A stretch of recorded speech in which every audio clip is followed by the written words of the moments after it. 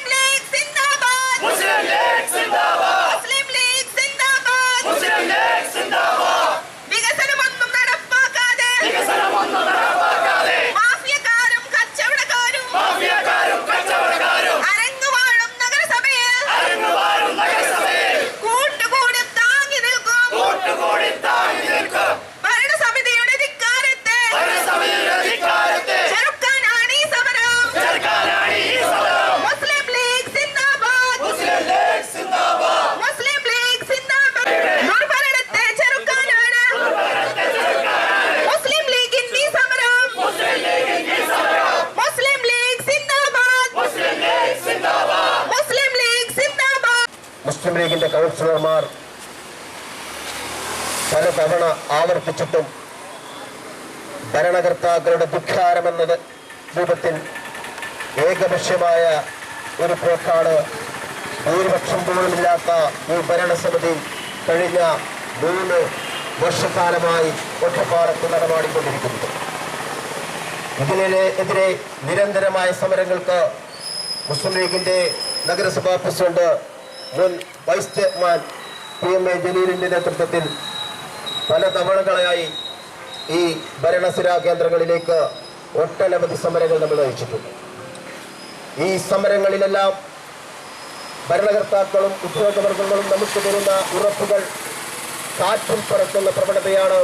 ആരോഗ്യ മേഖലയിൽ പോലും കഴിഞ്ഞ നാൾ നമ്മൾ താലൂക്ക് ആസ്പത്രിയിലേക്ക് നടന്ന സമരത്തിന്റെ റിസൾട്ട് പോലും പരിശോധിക്കും. എല്ലാവർക്കും അറിയാവുന്ന കാര്യങ്ങൾ. ഞങ്ങൾ ഈ സമരത്തിൽ ആദ്യം ഒന്നാമതായി ഉയർത്തിപ്പിടിച്ച ദൗത്യം എന്ന് പറയുന്നത് തകർന്നു കിടക്കുന്ന റോഡുകൾ പുനർനിർമ്മിക്കണം, നവീകരിക്കണം എന്നതാണ്. നമുക്കറിയാം, ഈ ഭരണസമിതി അധികാരത്തിൽ വന്ന ഉടനെയാണ് ഒറ്റപ്പാലം നഗരസഭയിലെ വിവിധ വാർഡുകളിൽ കുടിവെള്ള പദ്ധതിയുടെ പേരിൽ ടാർ ചെയ്ത നവീകരിച്ച യാതൊരു കേടുപാടുകളുമില്ലാത്ത റോഡുകൾ JCB ഉപയോഗിച്ച് പൊളിച്ചു കളഞ്ഞു.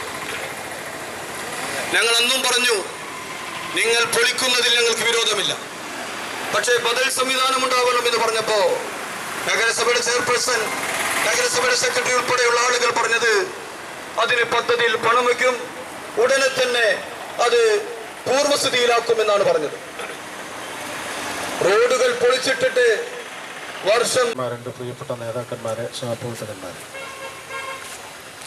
ഈ സമരത്തിന് ആധാരമായ കാര്യങ്ങൾ അക്കമിട്ട് ഇവിടെ നിരത്തിയിട്ടുണ്ട്. ഞാൻ അവരെ കൊണ്ട് ആദ്യം സംസാരിപ്പിക്കാനുള്ള കാരണം, പ്രാദേശിക തലങ്ങളിലെ പ്രശ്നങ്ങൾ പുറത്തുനിന്ന് വരുന്ന ഞാനൊക്കെ വിശദീകരിക്കുന്നതിനേക്കാൾ നല്ലത് ഈ മുനിസിപ്പാലിറ്റിയിൽ കാര്യങ്ങൾ കൈകാര്യം ചെയ്യുന്ന പരിചയമുള്ള പാർട്ടിയുടെ നേതാക്കന്മാർ തന്നെ വിശദീകരിക്കട്ടെ എന്ന് കരുതിയിട്ടാണ് ജലീലിനെ കൊണ്ടും ഖാസിമിനെ കൊണ്ടൊക്കെ ആദ്യം സംസാരിപ്പിച്ചത്. സംസാരം കേട്ടപ്പോൾ എനിക്ക് തോന്നിപ്പോയ ഒരാശയമുണ്ട്. ആരോടാണിത് പറയുന്നത്, ആരോടാണിത് പറയുക എന്നുള്ളതിനെ സംബന്ധിച്ച് അറിയില്ല. ഈ പറഞ്ഞ കാര്യങ്ങളൊക്കെ നടപ്പാക്കണമെങ്കിൽ പദ്ധതി നിർവ്വഹണത്തിന് ആവശ്യമായ ക്യാഷ് ഇവിടേക്ക് കിട്ടണം. ഇനി കാശ് വന്നാൽ സ്വാഭാവികമായും അത് ട്രഷറിയിൽ നിക്ഷേപിക്കാൻ പറയും. ട്രഷറിയിൽ നിക്ഷേപിച്ചാൽ അതിന് ബാൻ ഏർപ്പെടും.